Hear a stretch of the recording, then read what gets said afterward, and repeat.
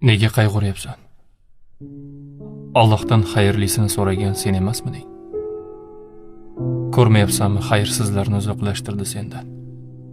Ha, ayriliqlar og'irli. Ha, ketganlar senga yaqin bo'lgan.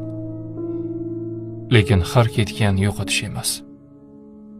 Ba'zida ketishgani hayotingga Allohning bergan eng katta hadyasi bo'ladi. Chunki ba'zilar sen bilan qolganida yo'lingni to'sardi, qalbingni zararlardi, balki orzularingga yetkazmasdi. Alloh seni yomonlikdan o'z yo'li bilan saqlayapti.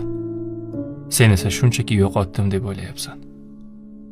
Unutma, rizqing ham, rishtang ham, baxting ham senga tegishlisi hech qachon chetda qolmaydi. Faqat sabr qil, shubhalanma, o'zingni yomon ko'rma. Nega aynan men dema. Balki shu men uchun xayrli deb o'yla. Seni Alloh yaratgan. Demak, u sendan yaxshiroq biladi.